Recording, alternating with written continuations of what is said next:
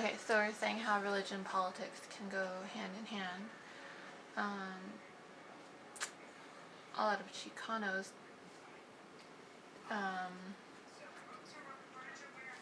what is the word I'm looking for? Dependent on where they are at generationally. Usually fall along different views and different values.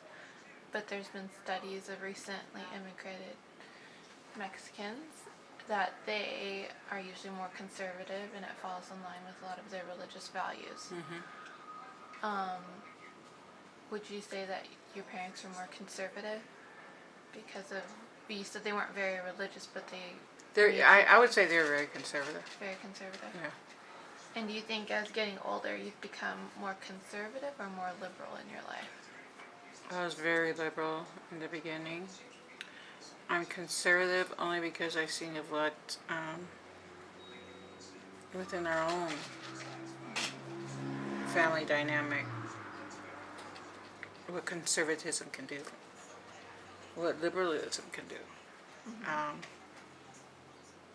Somebody's been very liberal in my family, and it's hurting us now. And you know, if we'd have been as conservative as I would have wished we'd have been, we wouldn't be in the streets we are now. You've raised pretty liberal daughters. And as I was saying in the beginning... Independent. Yes. A lot of times people who are more involved with social movements or social policies are younger because they believe in something. And you once believed in something when you were in college or when you were younger. You had pretty monumental political figures at that time, like Robert Kennedy, who also worked with Mecha and Cesar Chavez and Martin Luther King and John F. Kennedy, who were all assassinated or hated by the majority of a lot of people in the United States. Could you see a correlation of what we see as what they're doing now makes common sense, but back then it was seen as radical. Oh yeah. And then trying to give things to the poor and helping out people that not they so much didn't give feel. things, they're trying to get things. They were trying to make things more balanced. Okay, so balancing things for Right. the poor that people felt, the majority did not feel the same about that. Could you see a correlation between that and how you felt in that movement and when you were younger and trying to make things balanced to what's going on in the current political time with Obama being the first black president, also trying to make things more balanced in this country that the majority sometimes doesn't see as... Could you see a correlation between that for young people now? The way you felt about the Kennedys, could you see how that could be a correlation of change in America for young people now? Even though you don't agree with the president, you don't like the president, it's not just that. seeing could you see it gives something for people to believe that change is possible?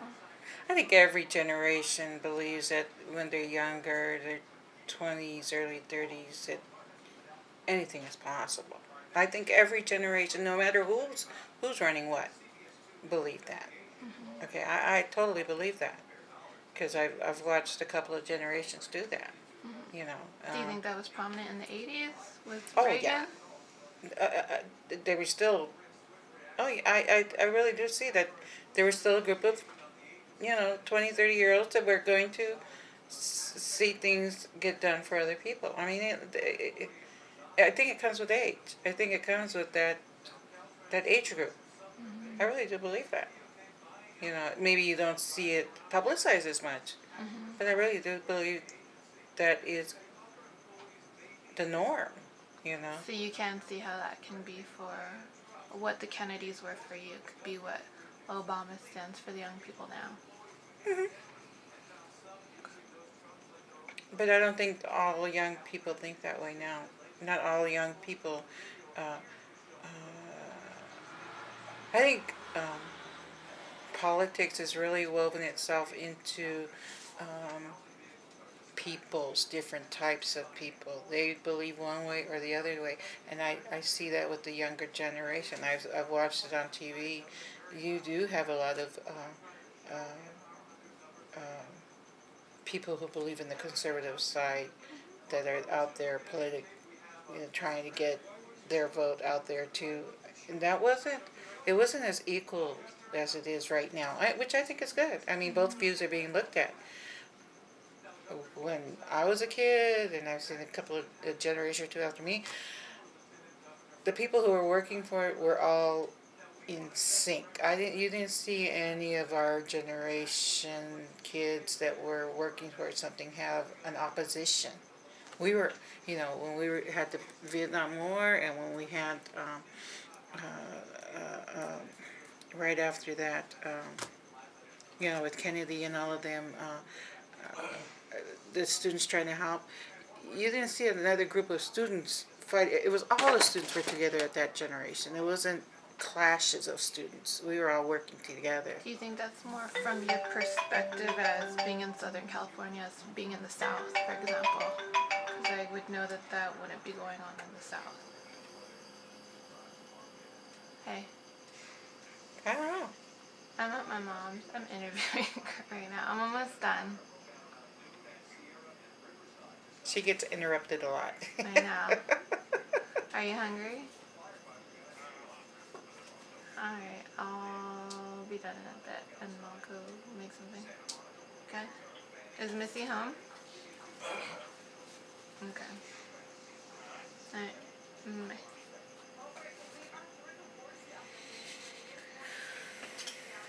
So, I think a lot of that, I understand that you don't feel that there was you were all together and united. Right.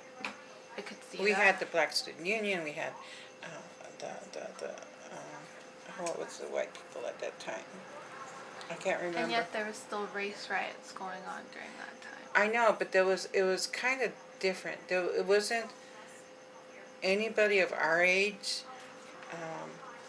Race riots were more the neighborhood thing going on, like LA. That was in South LA. That's where they lived. So I'm saying from your worldview at that time, because there was not the internet, there was not, Right. Mass publication and mass different networks to see. So from your perspective, it seemed very united. In the circles that you were running in, it was very united. Could you see now that with the internet and multiple media outlets and multiple conservative, radical, liberal, it's much more diverse because people are able to have more interaction with people without necessarily even having to leave their community, Their house. their house. Yeah. Could you see why it could appear maybe a bit more not all united? Because I mean, during this time in the 60s, people were still fighting for civil rights. Yes. Yeah. But the people who were fighting for civil rights were white, black, and Chicanos all together doing it against whatever corporation, whatever government. And also people Yeah. who didn't feel the same Oh, way I as understand that, but the people who were fighting were all different types of people. It wasn't just black people. It wasn't just Mexican people. It wasn't just those white people who came on the buses and stuff to help out the black people. It was all kinds of people pulling together to help. And you don't think that that's true today? No. And why is that? Like you said, because everybody's able to be their own little superhero by themselves and cause You think problems. that's a bad thing? To be able to have your own voice and all No, that? no. I think there's a lot of people who use that as a negative. Who as a negative to agitate and not be a part of the problem. They're a part of the problem, not part of the solution. You know what I'm saying? Okay. And you don't feel that was going on before? Or you just didn't see that before? I didn't see that before. Yeah, I didn't. And, I was pretty involved, and I was in political offices. I was in, junior college political offices. I was, in the Metro thing. So I was in different aspects. I didn't just see one bird's eye view of something from just the metric group or just the college level or just, you know, And were all of your interactions in Oxnard and Ventura County? mhm. So were you ever involved in other counties with doing any of this work? Once I moved out to Orange County, no. Mm-mm. And Oxnard and Ventura County are pretty small communities. Yeah, themselves. considering, yeah. Do you think you grew up with more of a sense of community because of that? Yeah, that's why I moved away.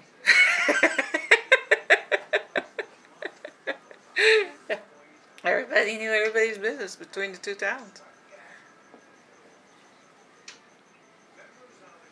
I think that's most of my question. I have like 5 topics that I'm supposed to talk about. Oh, I guess I kind of got your family. Family, religion, politics, domestic violence, and substance abuse. I think I talked about all of those. You don't believe that your dad had. I really don't. But I've been around alcoholism. I mean, I've been around the people who, even my mother, who afterwards, and my dad had problems later. Mm-hmm. Not to say he didn't have problems, but he had problems later. What were his problems later?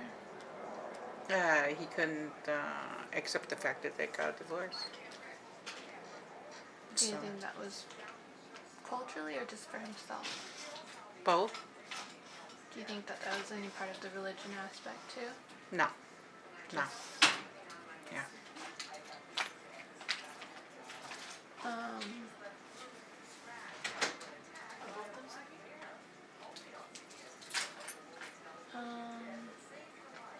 What's going on? I'm having an interview. You're running it right now. You didn't Just kidding. No, we're almost done anyways. I think that's all. She's like, okay. I think that's. Oh. How do you feel about your daughters feeling in the middle of the middle now? If you were in the middle when you were younger, in the middle of Mexicans and white people, or Caucasian people, how do you feel about your daughters being one step removed from that and being in the middle of the middle? So not identifying Yeah. Mexican, Yeah. and also identifying more as being American but being seen as being different. Right. How do I feel about that?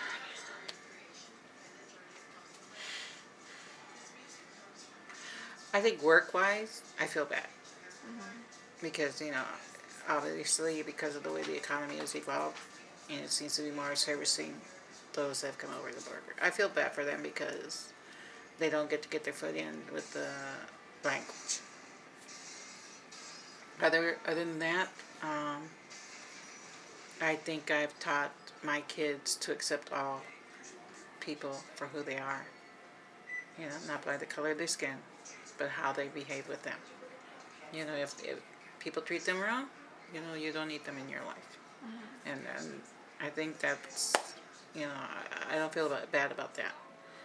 I think they've all learned that. And having 3 young ladies to grow up independent and strong as they have, I think it's been pretty good. We don't fall within the norm on the culture of having Mexican American girls that grew up with early pregnancies. That's not in our family. I'm very proud of that.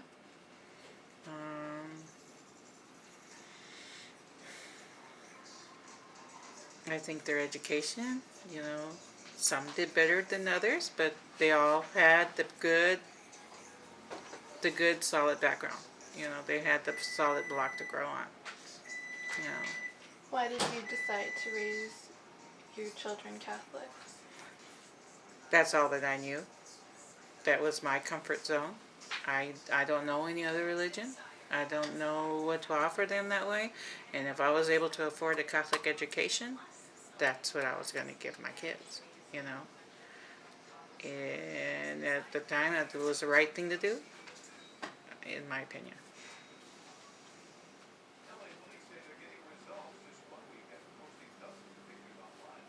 Could you see how your grandchildren will be another step removed from cultural traditions? The current grandchildren that I have, yeah, from my side, from their paternal grandparents' side, it's hard to say. They still have the communication, I think, with some of the grandparents, but the great grandparents. But then, even then, it seems like they've assimilated. So, yeah, they're gonna be another generation removed. I don't feel bad. You said that your dad raised you with the traditions and you taught other people traditions Mhm. when you were in college. Why did you not choose to share those traditions with your daughters? I often ask myself that. I mean, I didn't even teach them how to roll their own tortillas. Because everything's done already. But do you feel that that loss of ritual loses a piece of culture? Yeah, I do. I see that, and I understand where you're going with that, but I don't know.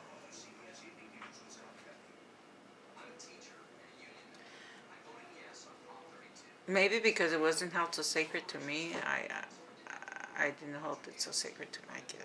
You know what I'm saying? But it is something that you grew up with. Yeah. Just something you didn't see as sacred. Right. Would you want your grandchildren to have those traditions?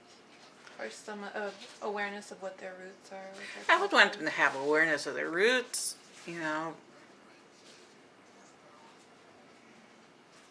I don't see them being with the language diverse. I don't see them being speaking it because the family root is not speaking it anymore. So yeah. Do you think traditions, whether they're Hispanic or not, help to make somebody become a more whole self when you are aware of where you come from? Because I think, are you trying to say it makes them strong or? not necessarily strong, but having self-awareness of your roots. For example, knowing your grandparents, knowing where you come from, knowing your history. Yeah, but I think it's nice. But like I said, I don't know much of my own. I know. And that's what. It's a nice idea, Yeah. but it's fading because not even I know my own. Mhm. So. So it's hard to trace it back when even, for me, it's hard to trace it back if even my parents don't know their roots. Dad knows his more. My husband knows his more than I do. Is he going to do an interview? Well, you can ask. I think that he does too. And I think he has more American roots that he's aware of also. Oh, yeah. Got a Okie in him. Alright. Thank you, Mama. You're Is this welcome. good?